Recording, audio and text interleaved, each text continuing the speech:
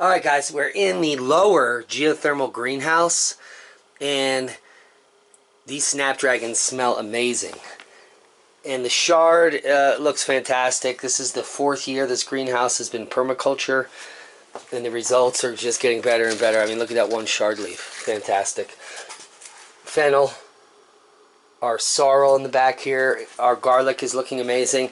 But today I wanted to talk a little bit about planting your tomatoes and how you transplant them into your bed here correctly. Well, that's how we do it anyway. And the first thing I want to show you is you don't need these lower branches on tomatoes, so you want to keep taking those off as they go up so you can keep some air underneath the tomato. They only need a few branches. Take a look at these parsleys. And our first peas of the season are looking amazing. We gotta try one of those. Oh my goodness. Delicioso. So here are some of the tomatoes that we grew out in the upper greenhouse. And we need to transplant them here today. Take a look at this celery. Wow. Hello. Now, first thing I'm going to do is put the camera into this tripod here. And then we can get down and dirty. Down and dirty. Alright, the first thing you're going to need is a tomato. And here's a tomato that I've selected for our planting. You notice there's a lot of flowers coming in right there. And one other thing you want to have on hand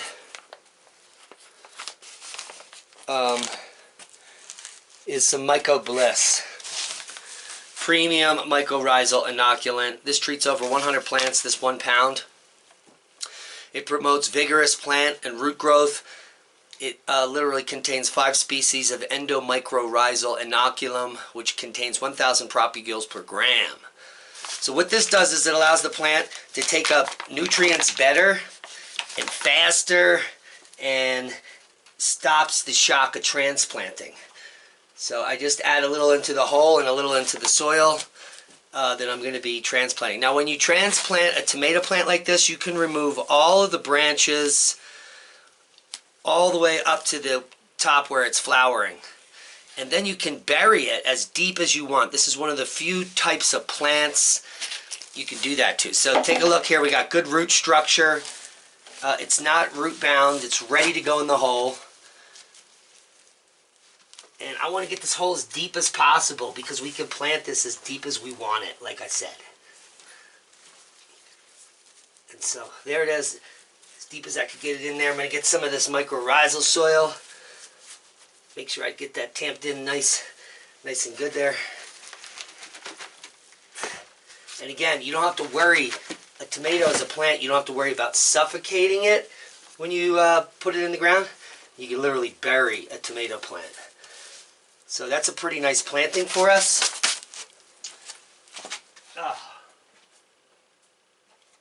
Now to minimize shock later, I'm going to go ahead and put in this tomato cage right now so that we don't have to screw with the branches in the future. And I want that nice and seated in there. I'm going to bring these first branches over top into the cage. And there we go. Okay, there's our tomato. Beautiful transplant. And then the final stage is I'm just going to water that baby in. Also,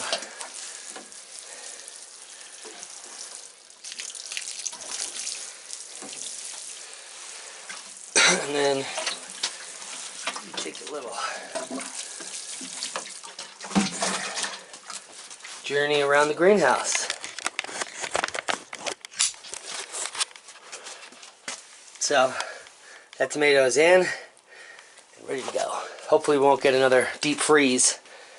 It's going to kill some of our crops. This tomato is looking amazing with a huge flower stalk coming out there. It's probably a cherry. type of tomato. But because it's kind of like potluck sometimes. We don't really know where these tomatoes are coming from, but this year we're keeping track of where the tomatoes are and where the tomato seedlings come up so that we know, maybe be able to sell them at the farmer's market. Beautiful flat leaf parsley. Our mint is fantastic and always growing. What's flowering back here is a Dutch corn salad, which is a really nice self-seeding salad green. Again, all of our shards here are permaculture, and they just self-seeded from years prior, and they'll then seed out again. Similar to how this French sorrel here, which is a beautiful lemon green that grows in very cold temperatures, is seeding out now prolifically here, this plant. Beautiful. We got some self-seeding mustards and shards in here, even some kale. There's a little red Russian kale there.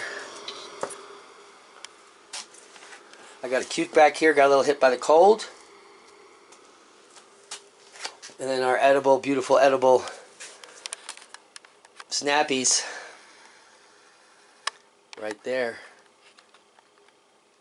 Got a couple nice tomatoes in here with the big giant shards.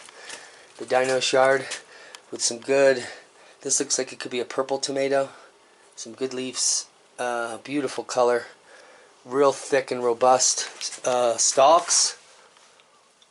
And we got a bunch of peas here coming up in this that we put in months ago that just started growing out of nowhere. So, nasturtium in the corner. And this red onion is about to give us thousands of seeds in this beautiful flower that's coming up. We also have some radishes grown in here. Oh my God. Don't tell Alan. So we're going to get the rest of these in the ground. Oh, there's Hades. Some beautiful rosemary flowers. And I'll be moving these kales around into the orchard soon. Take a look at this beautiful grapevine that we got to put in somewhere. It's been in there for a few years. So, when you're transplanting tomatoes, doesn't matter how deep you go, we recommend using mycorrhizal inoculant like MycoBliss. It's pretty expensive, but it's worth it.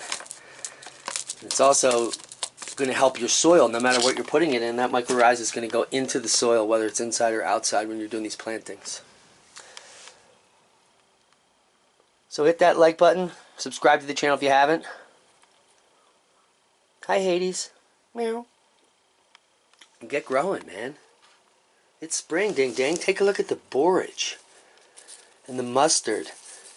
And that looks like a kale right there, a green kale. That's permaculture, biodiversity. And it's king.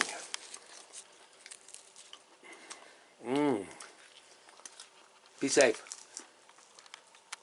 We love you.